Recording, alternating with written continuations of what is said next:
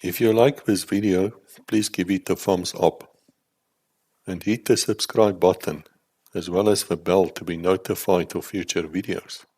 Thank you. Hello Internet, welcome back here. We've got Competence, Heyns here with us, 3-2 Battalion. He's going to continue now his story. Last time we spoke to him, he just finished with the infantry school. I must tell you, his video went as a bat out of hell. I don't think anyone's ever going to catch up. He even overtook Saki Mare from a parachute battalion, which is amazing. So, Competence, you're very welcome here. Thank you for coming back to us. Continue your story. Yeah, Chris, thank you very much. It was nice speaking to you last week, and hopefully it will be another good session. And what I always say is that, and I actually find it more and more realistic nowadays, is that I can't remember so well. Certain people remember every detail, every little detail of what went and what happened with them when they were in certain difficult situations in the military. But I've got a sort of a selected brain, so I will continue and talk about how I arrived at 32 Battalion, and then touch on some things that's close to me and near to me, and which I cherish. Not necessarily specific operations, but more things that I remember clearly. Yeah, so October 1981, a group of us, I think it was about 40 new candidate officers and lance corporals flew off to Rundu, and we arrived there at the Rundu HQ, 32 Battalion HQ, and were obviously introduced there to the officer commanding and all the other staff. I think we did some paperwork there, and then on a Kweevoel, the other 240 kilometers to Buffalo. So we eventually arrived there, and then you also clear in there, and then you go off to the training area, Nova de Mars, where you start with orientation. And orientation there is a situation where they teach you now what they actually practice in the bush. So it's a situation of you are sort of introduced to foreign weapons, small tactics, also introduced to how to use a compass in the bush, all those things that you're going to need when you actually deploy. Now, people will think, now, why do they actually teach you this again? Because it's a different location, it's a different area where you're going to work in. It is also not outsourcing, where you have all the beacons where you can actually trace yourself with a compass. Now you're walking in the bush, and it's just thick bush, and you have to know how to operate that. I don't know whether it's a week or two, there's also a what they call a route march, and that's the last part of a piece of physical exercise that you have to go through. And I think it was about 20 or 30 kilometers with a telephone pole, and it's 4 people with full kit on this pole, but we were dealt into a 4-man group where we had 2 tall guys and 2 short guys. So 2 of them was actually no good on the pole. So we gave them the kit to carry, and myself and Barley Loggy, I remember his name, we finished the run with the poles, and they carried the kit. And we were under the impression that's now the end of our orientation. And the instructors also welcomed us there and gave us some food and drinks and it also sort of felt like this is now the end of it. But unbeknown to us, there was still still a stretch ahead. So after we've had a few beers, a lot of food, they actually loaded us up again and then off to the training area again. And that's about, I think it's about 28 kilometers. And we were just outside Buffalo Base when they dropped us again and said, okay, and with the poles again, so get to the base in a certain time. And I remember there was one of the Creer brothers that were with us, I think it was Jan, him and his group decided that it's easier for them that what they're going to do is they're going to tighten all their kit to this pole and then drift down the river, and then maybe it's much easier than walking. End of that story was they lost all their kit, and they got lost for a few days. I don't know whether it's 1 or 2 days, and eventually they ended up on the wrong side of the river. And a few days later, they strolled in there with underpants, and I think they had their weapons, and I think they had a medical bag, and they used some of the bandages to cover their feet. So that was not a good start for them. Anyway, guys, after a few weeks, myself and Jasper Brandt and Bux Erasmus and some of the mortar guys that did mortars as a special phase were recalled to Buffalo, and our selection then ended there because they needed some mortarists to do an operation, and because that previous guys were clearing out. So it was like a very fleeting handover and takeover, because those guys are now very keen to leave, and we know they're not worried much about us. So it wasn't a proper handing and taking over. But that night, specifically, we 4 or 5 of us went to the main base, and we had some supper there. And later on, we were invited to have a few drinks. Now, you're not actually you're not an officer, you're not a full corporal, so you don't actually know where you fit in. But in the end, we ended up in the NCO's bar, had a few drinks, and there was a sort of a altercation there between us and some of the older guys. And I knew some of them because they were at school with me, but 4 or 5 years behind me. And I don't know what came to me or what came into my head, but in any case, there was a few fists, and later on that night, when I walked to my accommodation, I was ambushed a little bit and sorted out properly. So I woke up the next I woke up the next day in the hospital, strapped to the bed, and not feeling too well. And it's not because of the alcohol. I had a few wounds, and eventually they let me go, and I went back to my house. And then not long after that, we had a sheriff there, which was actually part of the military police.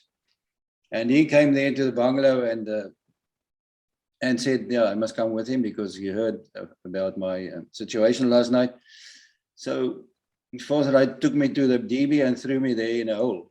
It was like a square hole in the ground with a trellis on top. And that's now the hole where you cool off a little bit. But in the meantime, my partner Jasper had to get the troops ready to deploy. And because we're going to deploy now in a few days, and they were on leave. He's had malaria in the meantime, and I'm in the DB. And we don't know the names of our troops. We don't know nothing about them. So I think it was a day or two, and a guy that was at the university with me, Harry Ferreira, who was then already a lieutenant there in 3-2 Battalion. Big guy. He used to play forward for the Junior Bulls and also for the University of Pretoria. So he came to the DB and told the sheriff to let me go because we have to troop, which they then did. And now we're starting to find our troops. So we find a few of them, then we take them to the Mosines. Mosines is just a house that's built of reeds, you know.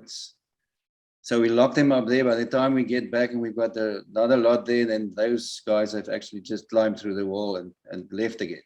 But after a day or two or three, we got all of them together, and we kitted out and we started preparing, and then off we went to Mega. Now that's the military base from 3-1 Battalion, and we used to fly from there if we did fly to troop.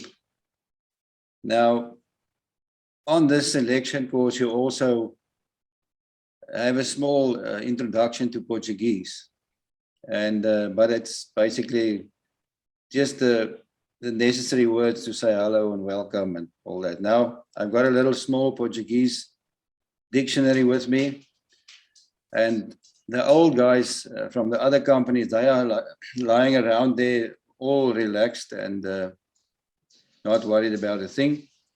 Myself and Jasper, this is now our first deployment, and you must know that our troops have now been to the bush, well, in and out many times.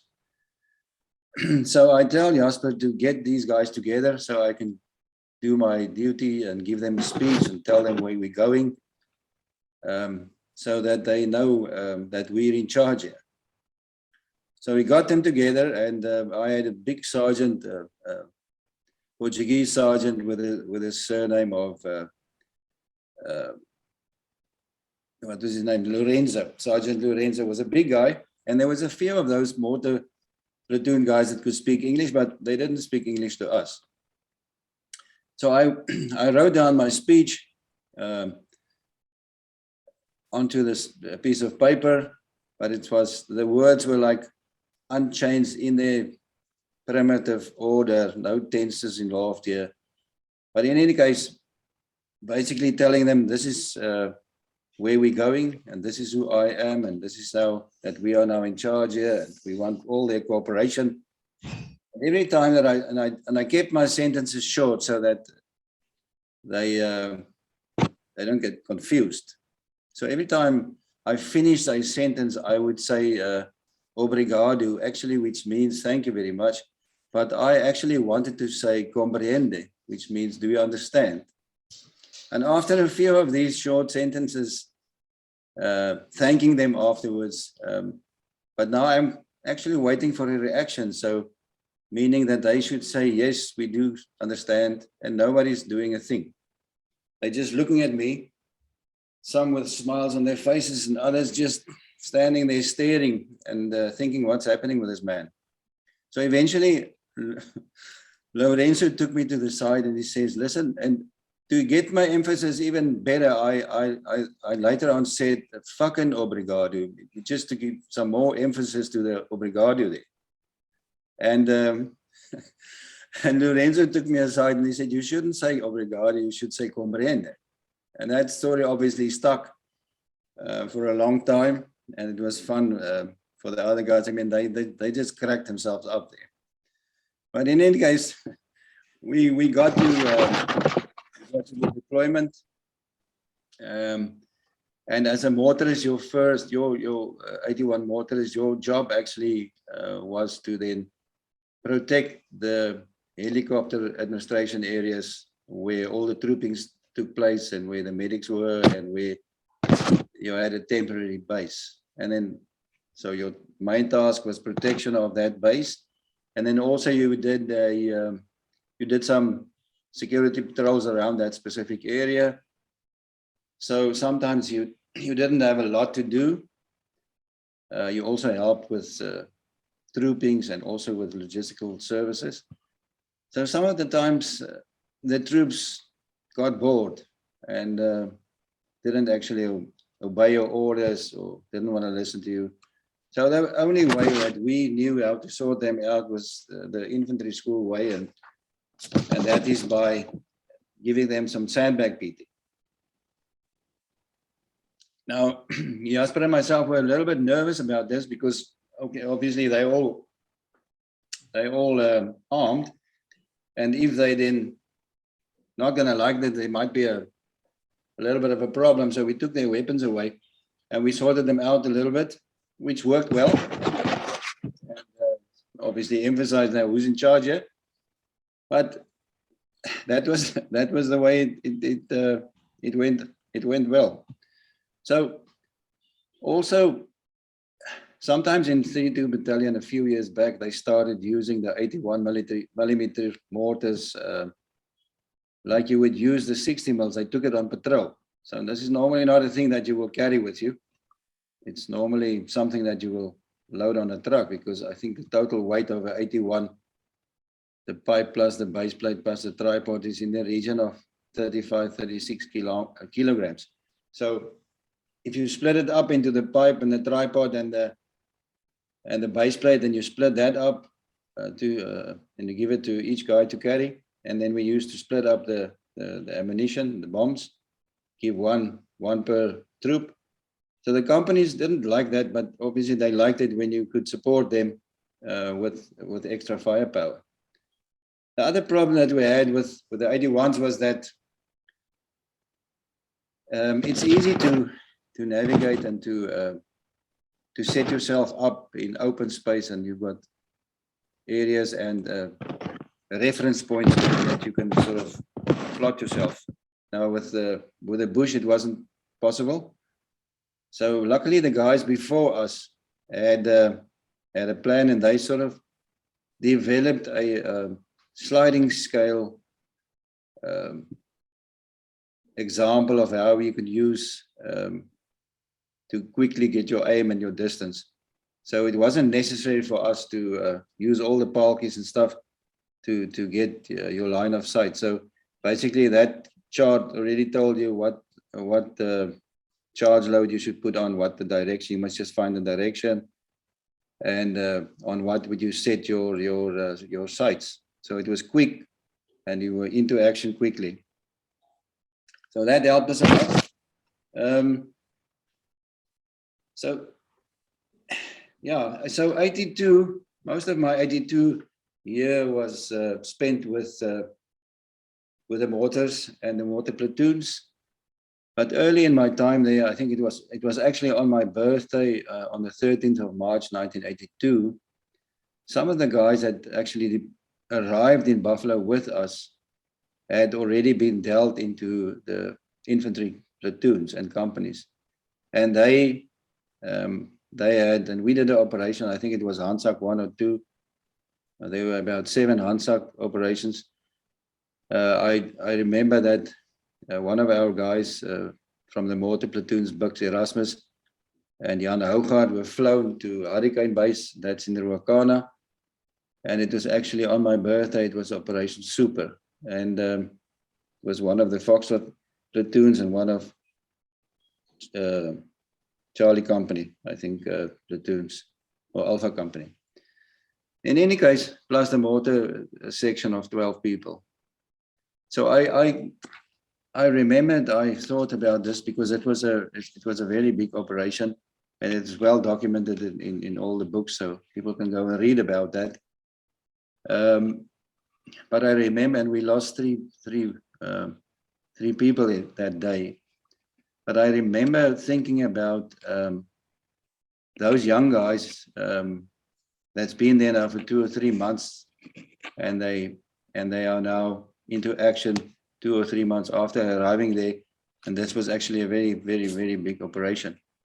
So, I mean, that's what you train for, but I still think that some of those incidents still stay with those guys, and it must have had an effect on them in later years. I know that later on, I actually commanded some of those people when I went over to the infantry companies,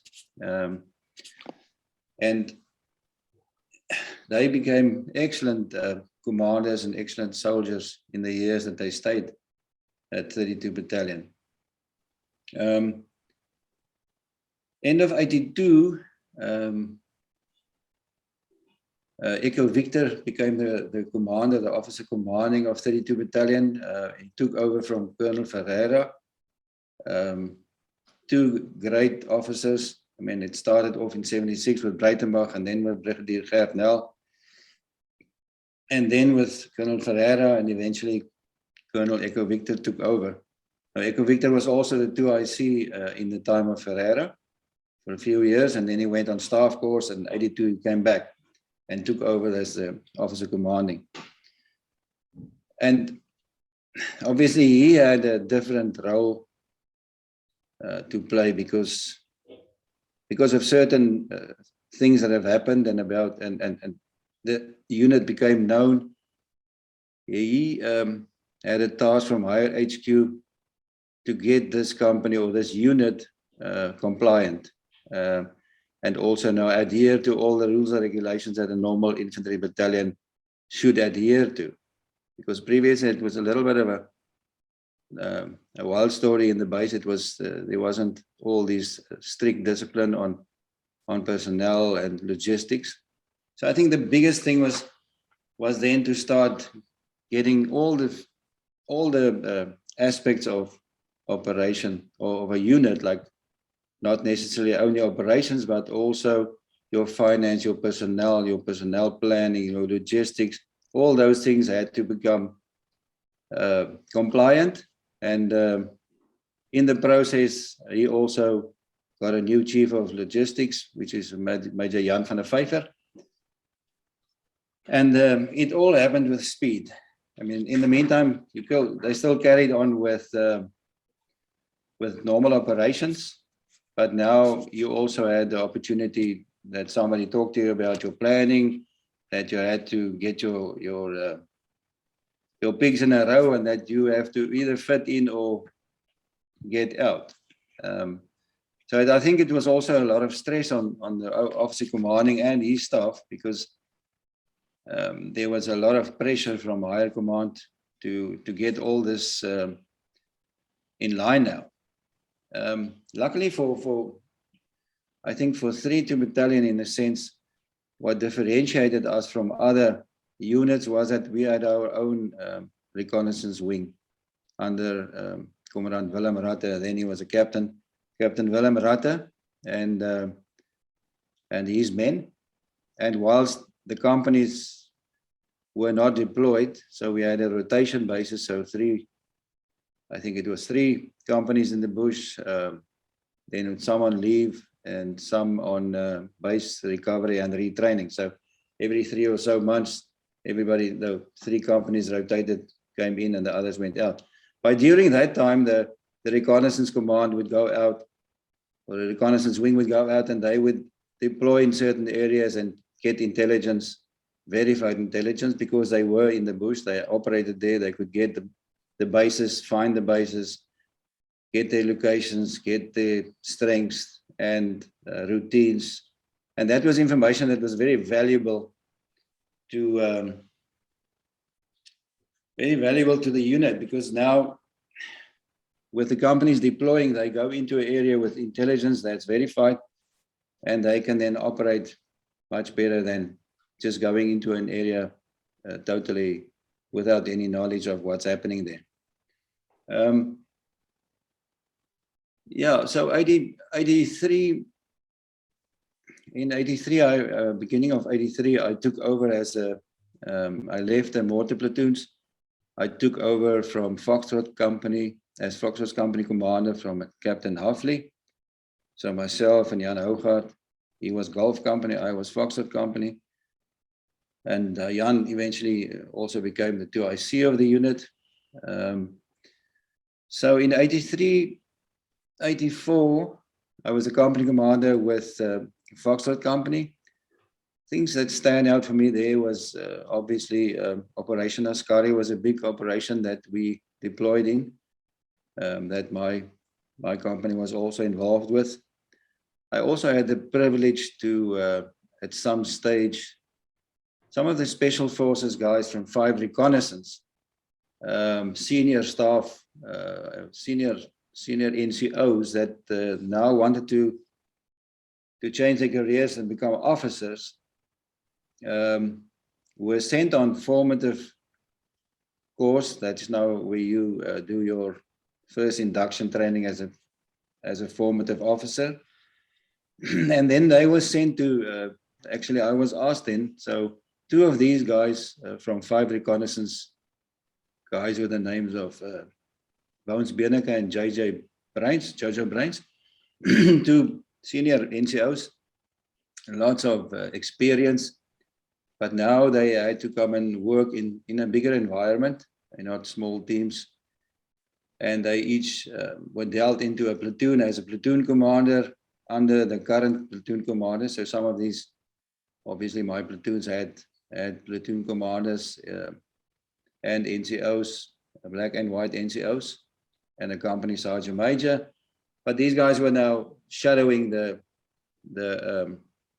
platoon commanders on specific operations, and then we actually deployed with them, and it actually worked out very well because they had obviously other skills that we didn't have. I mean, they had training in other like in demolition, and so that helped us a lot, and it was quite refreshing to see the knowledge of these guys. So Askari was a big operation, and after Askari, I remember clearly in sometimes in February 1984, and I think all the units that was involved in Askari actually now started withdrawing, and it was the start of the Joint Monitoring Commission. So I got a call on the radio from MUPA that I must report with my company at MUPA, and I'm at Techimatet at the moment, within the next day. So we've got 24 hours to get there. Now, this was about, I think it's 112 kilometers, and we did that in one day. And but in the meantime, we've also got helicopters flying past, and troops aren't very happy about why do we have to walk and other people fly. But those days also, with Askari, they also used some of the citizen force commanders at the helicopter administration area. And I worked with some of them a few times. But when we arrived there at MUPA, it was like a beehive. I mean, everybody was packing up, and lots of trucks and equipment leaving and moving south. So our order was now that we have to go back to that area where we came from. So they could have told us that on a radio or on a DET, but not exactly to the same spot, but we have to move now east of MUPA and northeast of MUPA, and then work in that specific area under the guise of we must actually do reconnaissance in a company format, because everybody's actually supposed to withdraw from Angola. Obviously, we weren't very happy about that, so I said to the commander that we would need a few days, and obviously we need some drinks and food and fresh produce, which we then gladly received. And obviously there's also alcohol involved there, so we had a few bottles of rum, lots of beers, lots of potatoes and onions, and nice stuff. Coca-Cola, I remember. So after 1 or 2 or 3 days and a few braais, we were now on our way to move back again. And I can still remember my mochila, which is a rucksack or backpack. It was stuffed to the limit. I mean, the 2 last straps just touched. It could just close.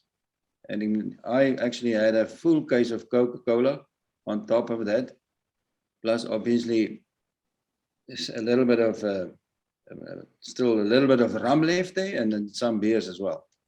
Plus now rice and potatoes and tomatoes and whatever we could load, because we didn't know how long we're going to deploy. And obviously all the other guys also stuffed themselves there and then packed nicely. But by the time I gave the command that we have to leave now, I couldn't get up from the ground with my rucksack. So we had to pull each other up. And then the guy that pulls the guy with the rucksack, he will then, the other guy will kneel, and he will put, and the other guy would help him with his rucksack, and then you pull him up again. So off we went into a box formation, and I think it was about a total of 800 meters, and my legs started buckling. It was really heavy. Now, say normally you would carry like 30 or 35 kilograms on your back in the summer when you don't have to carry water. It was close to double. So we dropped down there, started a temporary base, and I radioed in that we are still in the vicinity. We've got a little bit of a problem. We're only 800 meters from the base, so they mustn't shoot at us. It's friendly forces. So we stayed there for a few days until we used up all or most of the food and drinks that we had, and then we went off, and then we started operating. So yeah, after that it was also a joint monitor commission where we worked with the FAPLA forces. It was actually also quite funny in a sense, because sometimes they had the opportunity to resupply, and sometimes we had the opportunity to resupply. So you could see what they were used to, what they would eat.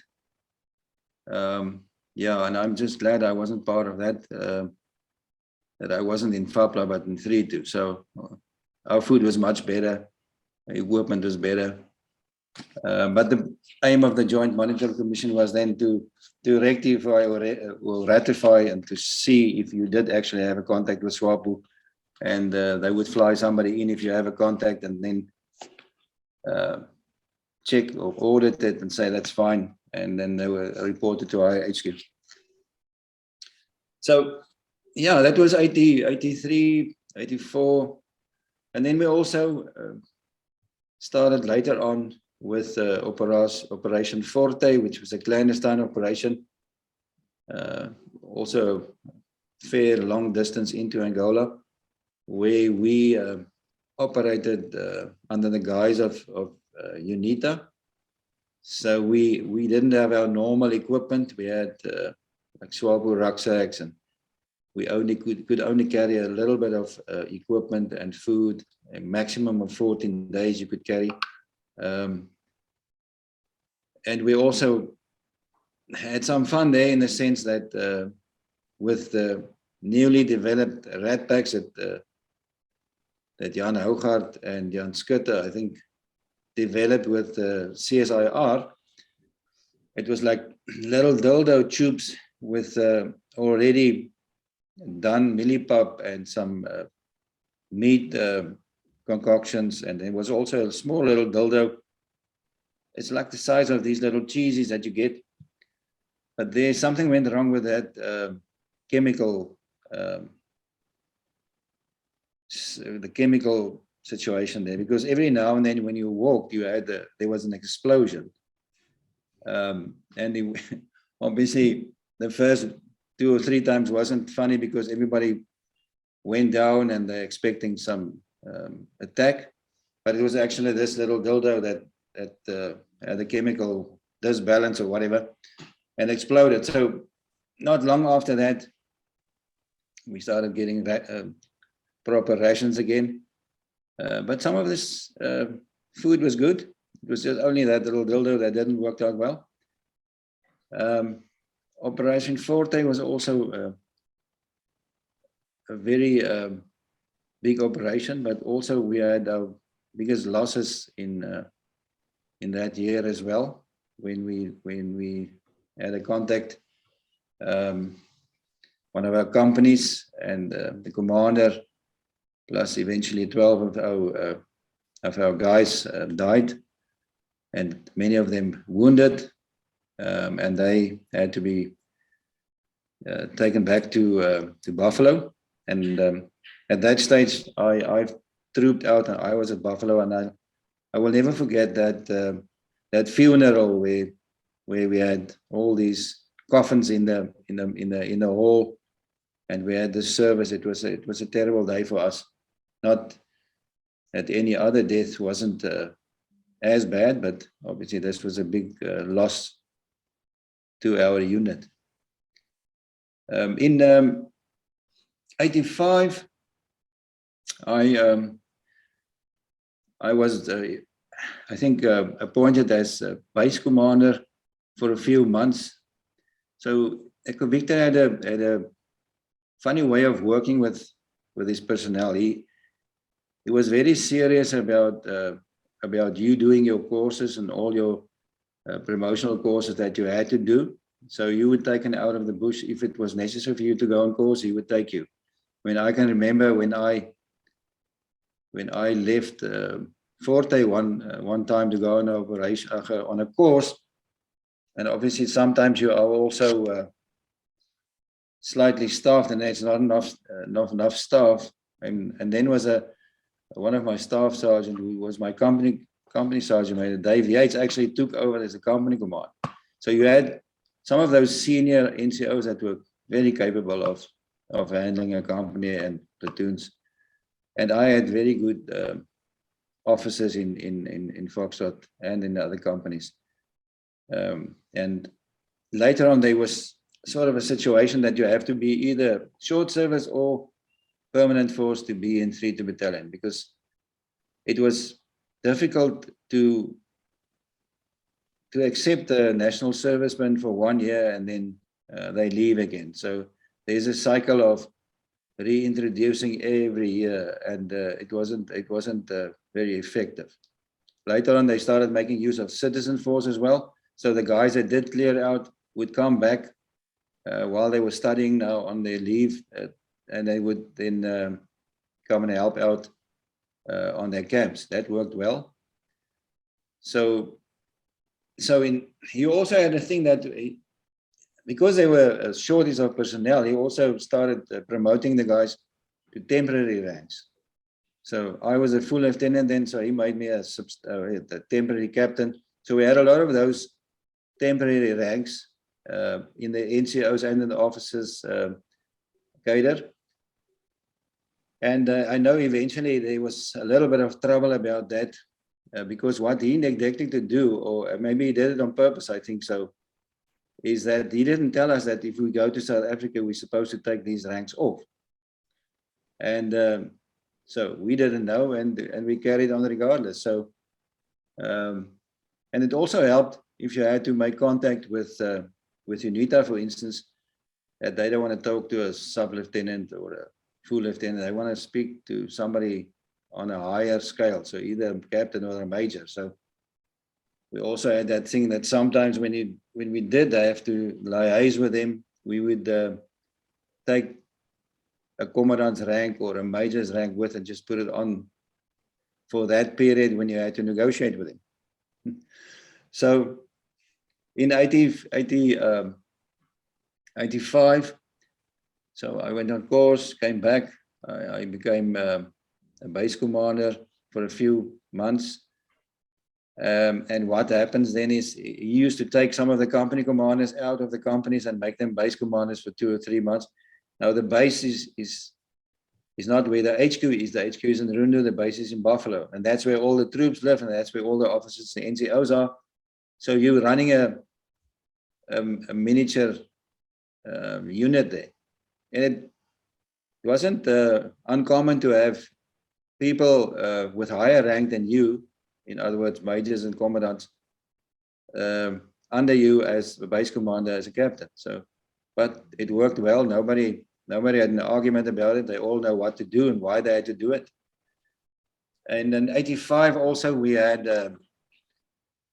we received our unit colors, and we had a very big parade on August, 27th of August in 85, where our unit colors were handed over to us by the Chief of Defence Force and the Geldnest. And that was one of the biggest parades we ever had. And then we also, obviously from that moment on, we had our way of dressing when you're using your unit colors. So you had your stable belt, your lapels, your beret, and that showed basically where you come from, where you're registered, where you're affiliated, and then from what unit you are. So it was quite easy then to see who was affiliated, what section they were in what unit they were. So everything started getting more formal. And 86, I was transferred to the headquarters, where I was edge, and I was later on SO3 operations. And one of the things that I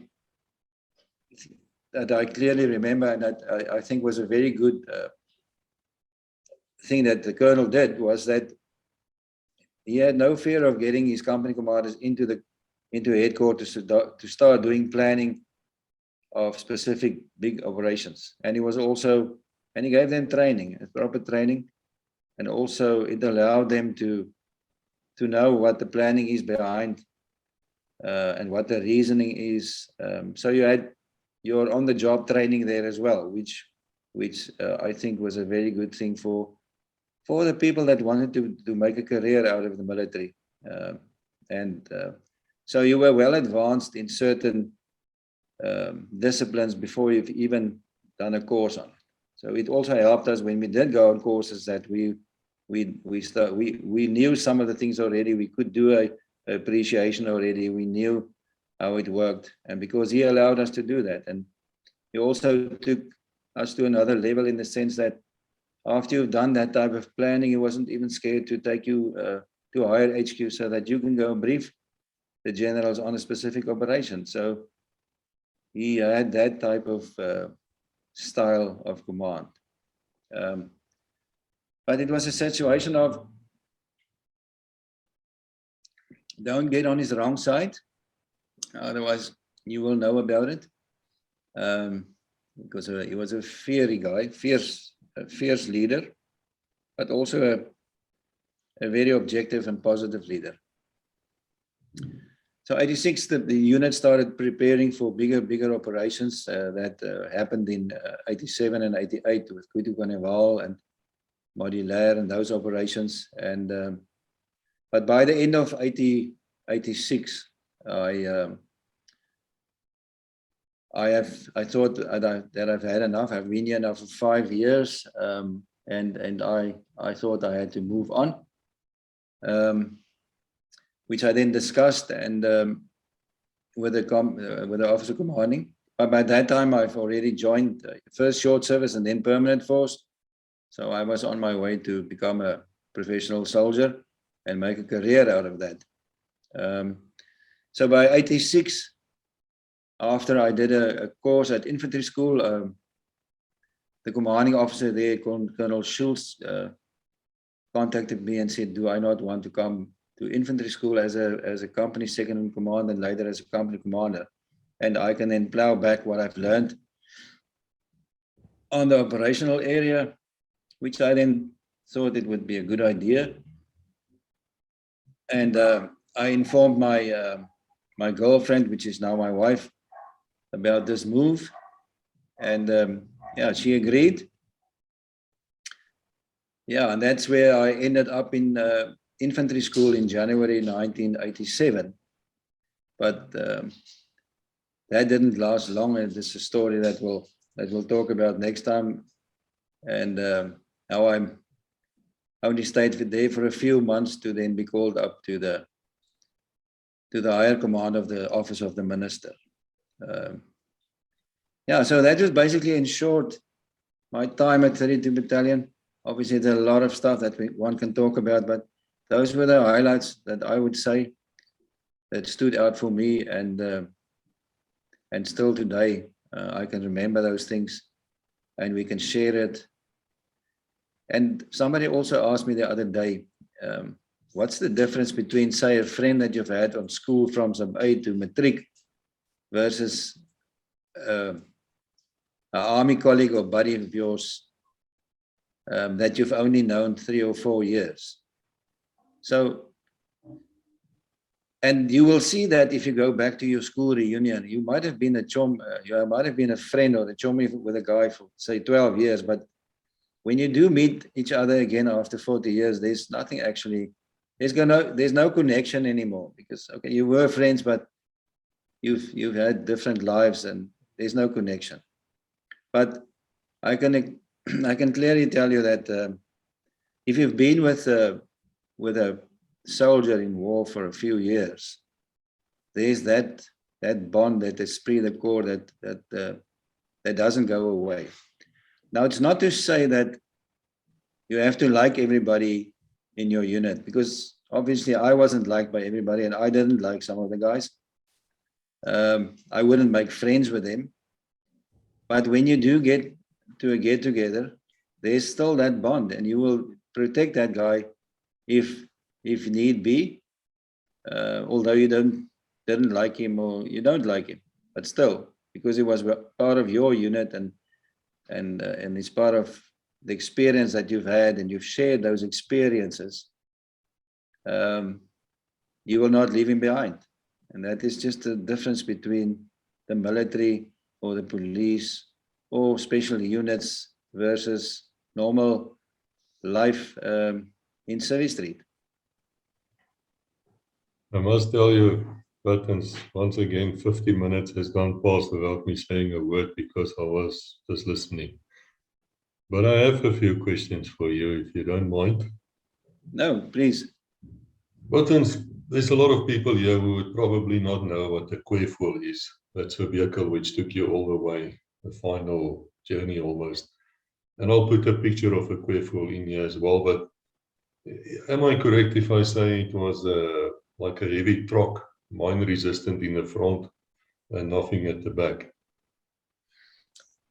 Yeah, a kweevoel was a it's not actually a troop carrier. It's more than a logistical vehicle, but we use it as troop carriers. It was the cabin. It was a 10-ton Megirus Deutsch truck.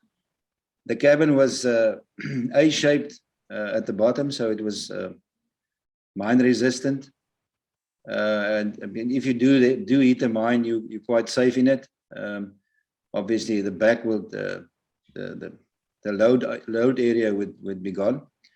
But yeah, we use that to carry troops and to carry logistics, but only in safer areas. So you won't carry people on it if you do deploy with it, because that would be a vehicle that you would use for logistics. So you didn't feel that you're being discriminated against or something when they loaded you on this vehicle? There were landmines in that area. Or did you simply not care? No, the road that we traveled from Rundu to Buffalo was actually safe. I can't remember that there were any mines in that on that road. Obviously, towards the west, if you go to the Ovamaland area, you wouldn't use that as a personnel carrier in that area. There you would use a buffel. So the buffel would be the personnel carrier where 10 people can sit in, and you would be fairly safe if you hit a mine. I've asked Kevin this question as well, and I would definitely ask the rest of your compatriots the same question. But did you really have any idea what you were getting into when you joined 32 Battalion? No, obviously not, because at the selection parade in Oudtshoorn, I mean, I wasn't even there because Jasper volunteered for me. But it was a question of you listen to what they were saying, you know it was going to be dangerous, but you still made the decision to go. So I think realistically, when you finish off with your orientation, and obviously you've now been through the training period, and those guys that trained you were senior NCOs and officers that had experience, so they would tell you exactly how it happened and how it's going to happen. And that is also something that you can't experience if you don't actually go into the bush and you have that experience of being shot at and to shoot at. You won't actually know what to say. So there was also a situation where if the group that came for orientation was big enough, they would do what they call a white operation. which they would then take a senior officer or middle officer, captain, major type, and a senior NCO to take you on a white operation. And they would then deploy in areas where you would definitely have skirmishes. And that was part of your training. So it took you about 6 months before you were allowed, 6 months, and I think two operations. In other words, you had to rotate twice before you were allowed to wear the beret, and then you received your beret on a parade. Yeah, but no, I don't think you can actually, as an infantier, or you coming from an infantry school or another infantry battalion, and you join 32 battalion. No, you can't actually. You don't know what you're gonna experience. So you went in there blind, but obviously you were trained well, and you were prepared to what was thrown at you. I was about to ask you about that famous beret of yours, on when you will receive it, and you answered it already. Thank you. But I do believe there would be people copying you who would say that they are 32 battalion members and they're not. How do we know they are fakers and liars? How can we find out? And do you have any stories about this, about people, saying they were there, and then you have to find out the man's lying to you? Yeah, obviously there's a system in place that if you were in the unit, your name would be registered. So there's files that you can go and look in.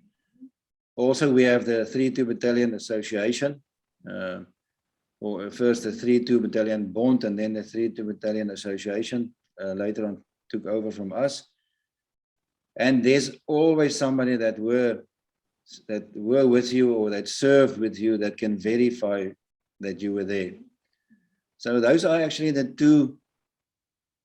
two ways to find out whether somebody did serve there and in what capacity did he serve there.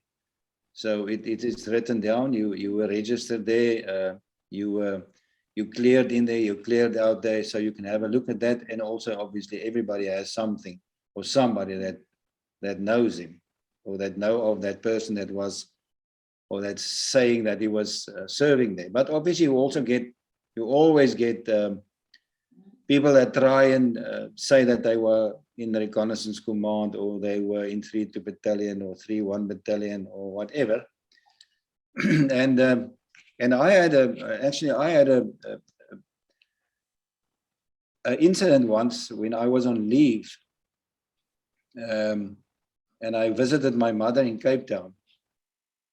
And a colleague of ours that served with us, Johan Anderson, Sergeant Anderson, Staff Sergeant later on, he was also, I think, either already finished with 32 and because he left and he came back later again, or he was also on leave, not sure. But in any case, one evening, about 7:30, so around about there, I got a phone call, and it's Andy, and he says to me, Buttons, I'm at the Boston Hotel in Belleville, and I've just met you. And I said, so I thought, no, what the hell is going on here? Yeah, he said he was standing there at the bar, and he heard this guy saying to the people that he's Buttons Heyns, and he's an officer in 32 Battalion, and he was telling a few stories.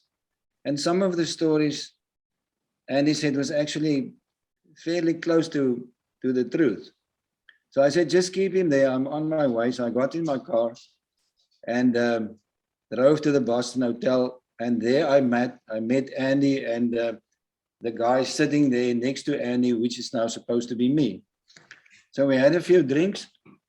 And we actually listened to all his stories. And after a while, I said to him, listen, this is now time to stop talking shit now. You're actually talking to Buttons Heyns, and I'm sitting right in front of you. So he jumped up and he ran to the toilet.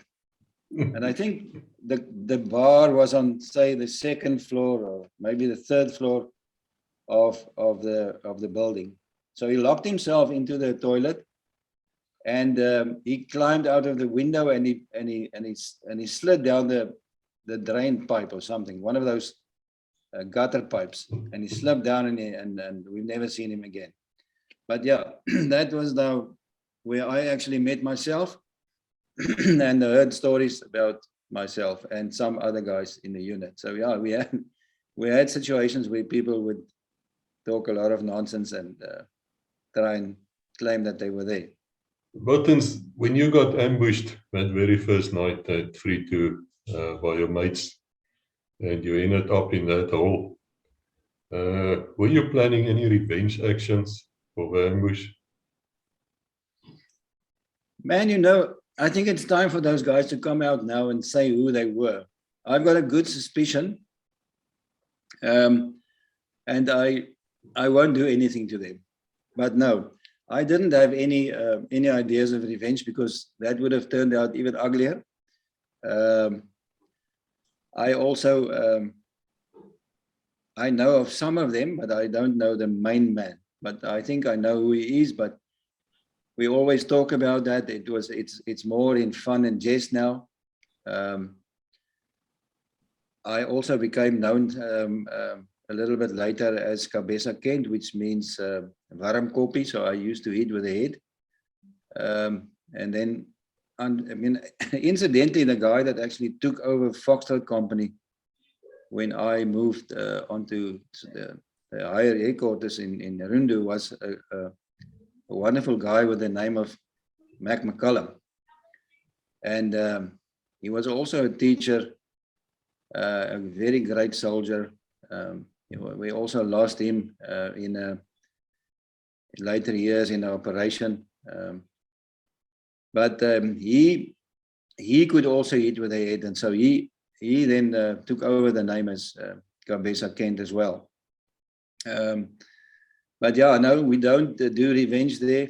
I think it's a situation of when you do come out of the bush and you're all alive, you're so glad that you can now relax a little bit, drink a little bit, do some relaxation exercises.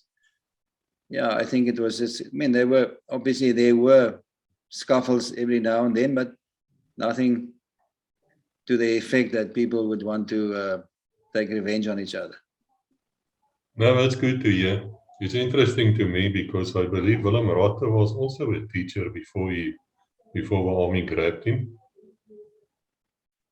Yeah, he was also, I mean, Willem Ratte was there for a long, long time. I mean, he started the Reconnaissance Command or the Reconnaissance Wing.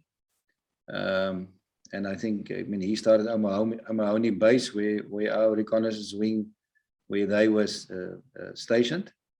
His wife actually joined him there later, and she was also there. Yeah, it's true. I mean, yeah, that's just the way it is. I mean, there were obviously some boxing matches, but nothing that you want to take revenge on somebody. It's a question of you take your hiding and you carry on. Yeah, boys will be boys. I mean, there's a lot of adrenaline. Guys come back from a field, stressful time, have a few drinks. It's not the end of the world. Now I have to ask you, we had a question. It was on Kevin Johnson's, but perhaps you can answer as well. And I will ask him on Sunday the same question. Why were you people wearing non-SADF clothing and equipment at times whilst on operations? Yeah, obviously most of our operations were done trans-border into Angola. And obviously it was also, some of the operations were clandestine, and it was just a situation that we, later on, in the beginning we had browns, but later on we started wearing camouflage clothing, because it also fits into the bush. We had a summer set and a winter set, so depending on the foliage of the bush, that's what you then wore. That was just the basic reasoning behind it.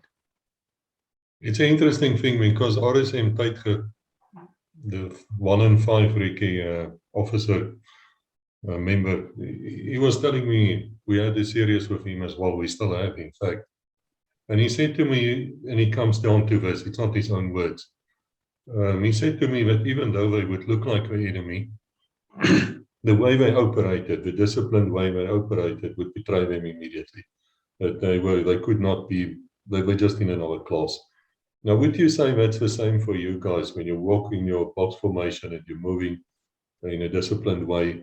Could you be recognized as such even if you're dressed and you do look like the enemy? Yeah, at certain stages, obviously, yes, because we had certain formations that we used, and that was the way that we operated. In the day, we usually walked in a box formation or a diamond formation. And I mean, the enemy didn't operate like that. So yeah, if they did walk into us, they would very quickly find out about who they're against. But I think it's just a way that you operated, and this which was comfortable to you, and you had your discipline, and you were trained in that, and that is the way you executed. There might be some people here who don't quite understand why you said you didn't need to take water along, I think in summer. Can you tell us why? Look, yeah, obviously there's a big difference between summer and winter, because when we started executing our operations, and we also started getting new equipment with the mochila, the rucksack, and it had 4 pouches on the side that you could fit in a 2-liter bottle of water.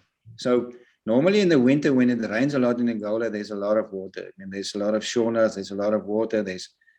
It's never a problem to find water. You would probably carry 1 or 2 liters of water, and the rest of the time you would fill up during the night with rain in your bivvy, or you would just go to a shauna and just fill up your water. In the winter, it was a different situation because areas got very, very dry. And then you actually had to carry in the region of 15 to 20 liters of water on you if you can. So let's say, if I remember correctly, about 15 liters of water would be what you would carry in the winter. And that would give you 2 weeks of water. So 1 liter of water probably per day with a little bit of spare. And then you had to plan your operations around the fact that you have to find water in a certain period of time. So sometimes you would plan your operation to such an effect that you had to go and find kashimbas, which is a hole that the local population would then dig into the riverbeds, and then the water would siphon in, and then they would get the water with buckets and ropes out of that. Now, if a company ends up at a kashimba, and that's now the local population's water, I mean, then those pits are dry. So sometimes they try to get you away from that, send you in different directions.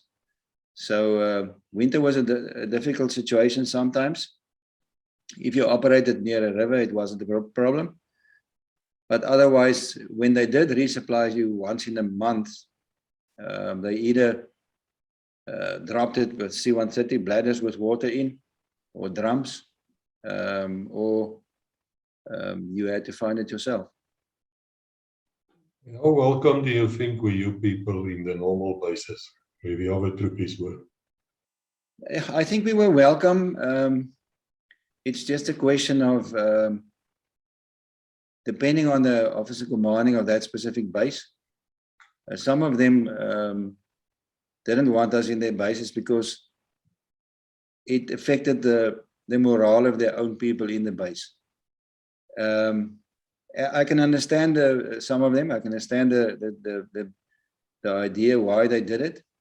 And sometimes also, you must remember that when you do get back and you have to stay over at the base 1 or 2 or 3 days before you can route back to Buffalo, these guys are thirsty now. They want to drink and they want to eat.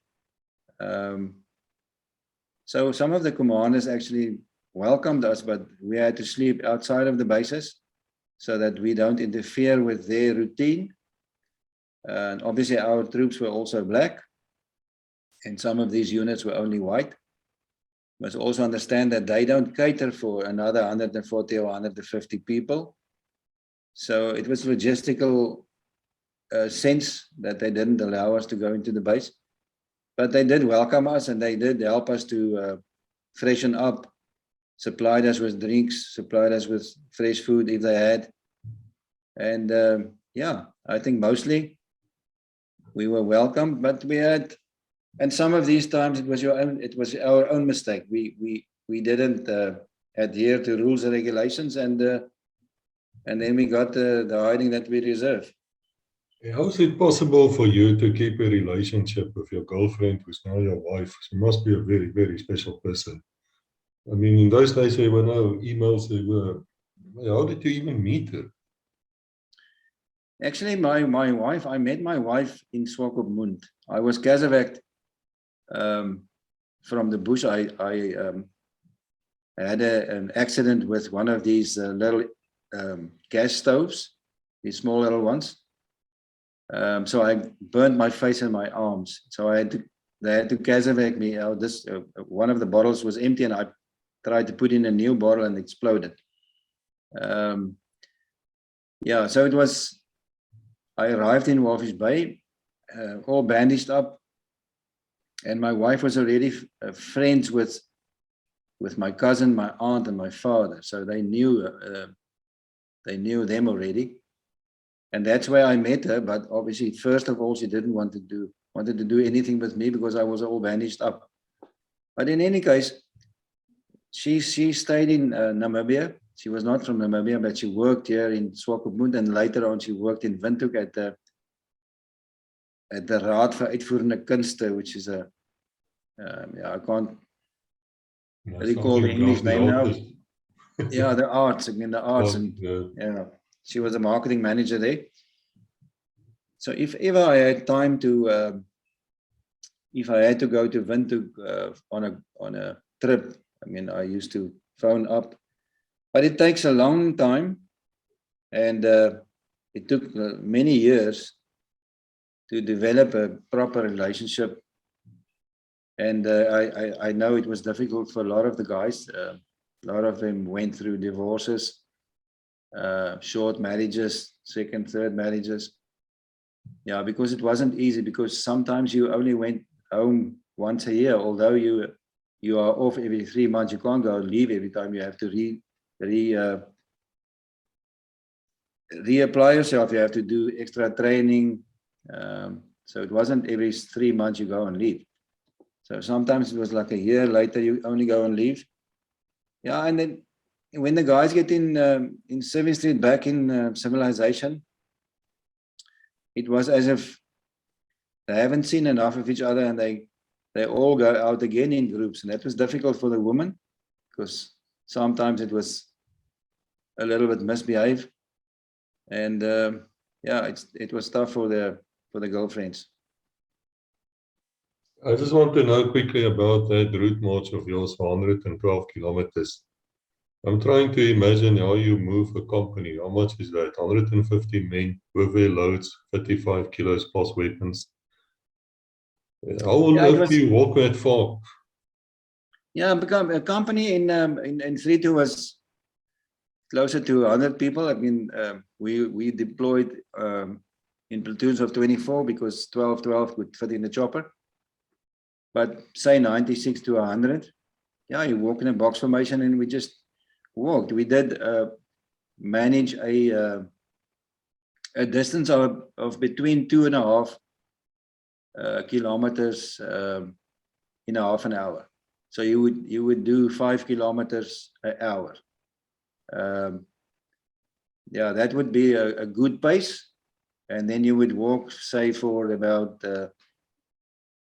3-4 hours and go down a little bit, rest for about 15 to 20 to 30 minutes, and then you carry on again.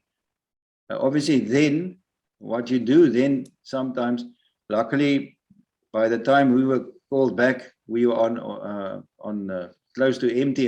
If I say close to empty, I mean the tank wasn't empty, but your food was nearly finished, your water is nearly finished. So you weren't that heavy. But yeah, normally when you're fully loaded or fully laden, you would do about, in some of the terrain, a little bit less because of thick sand. But yeah, if you have to now walk back, like we had to walk back, we walked in single files, 3 single files or 4 single files, and a small reconnaissance group ahead of us. So that's actually like a route march. It's not patrolling. You're now walking to get back home. But you must also remember this was now after Askari. So most of the enemy have fled north, and there was nobody in the south at that stage. So it wasn't as difficult or as dangerous as it would have been normally. I believe that as a company commander and officer in an elite unit like 32 Battalion, there's a lot of lessons you would have learned, which I suppose is applicable in everyday life as well as in business. Is it possible for you to just give us a bit of advice? Yeah, I think for me, the lessons that I've learned out of being in the military is first and foremost about trust. Nothing in the world, even in doesn't matter what level or what discipline you're talking about. If there's no trust in a company, in a group, in a sports team, it's going to be difficult to go forward. That's just the thing, and trust obviously also has a rollover effect with communication. So if you have trust in a team or in a group, then your communication is much better. So I think discipline, communication, the way that people communicate, and the different styles of leadership is something that one can actually directly apply to business. And you can see that whether it's an authoritarian, more democratic style of leadership, what type of style of leadership, you will find that in business today as well. And you can apply that, but you can also change. And I think what the military does teach you is that you have to sometimes make use of different styles to lead. You cannot lead with one specific style and say that's the best style. Obviously, there is a style that's more suitable for all walks of life. But sometimes you have to be very strict. Sometimes you don't have to be very strict. You have to lead from the front, but you also need to be able to lead from the back as well. And that is also important in life. So you as a leader, whether it's in the military or whether it's in normal life, also need to be vulnerable. And the people also sometimes need to see that you are vulnerable and that you also can make mistakes. But the thing is that if you make a mistake in civilian life, it might not cost a life, but it might cost money. But in the army, in the military, if you make a serious mistake, then you're going to lose people. So that's important for me. Yeah, so I would say communication, the type of leadership styles, that's just as applicable in any business.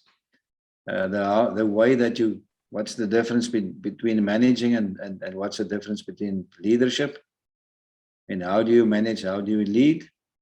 And how do you allow people to take responsibility and accountability? Then I think that's basically the stuff that I think is very applicable to modern business in life. Also that it's very important to train your people. So in the army we call it drill. So we drill it. It's a drill that you train and train and train until such time as you can do it with your eyes closed, or you don't have to think about what to do or when to act. and they call that your cycle of competence.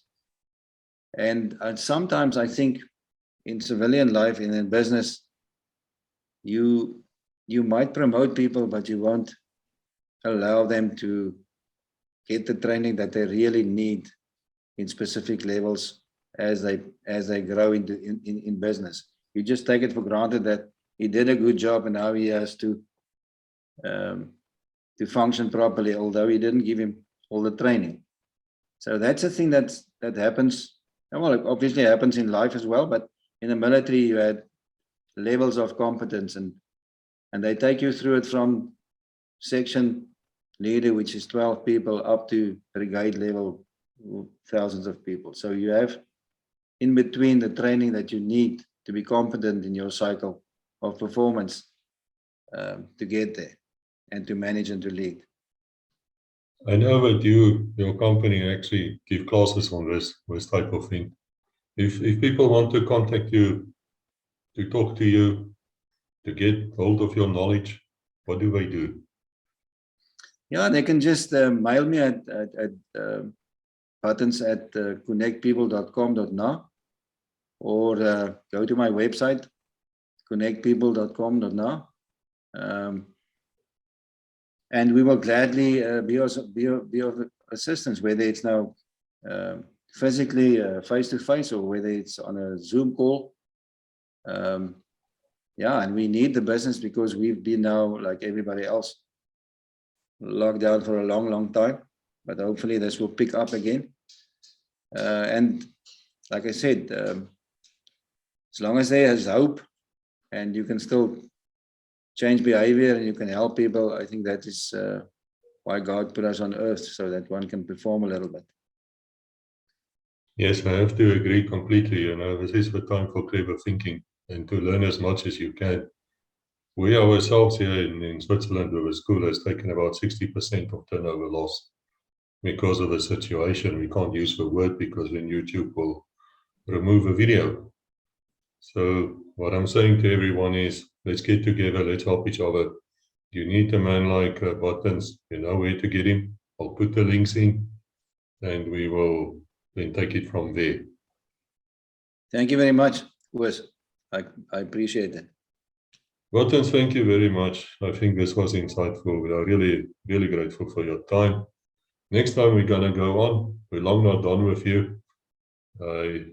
As we get the questions in, I will put them to you. As I always say to all of you listening here, you're welcome here. Don't think you were not important. Don't think that we're not interested in you. If you want to contact me, please do so. Just contact me. Let us take it from there. Until we meet again, God bless.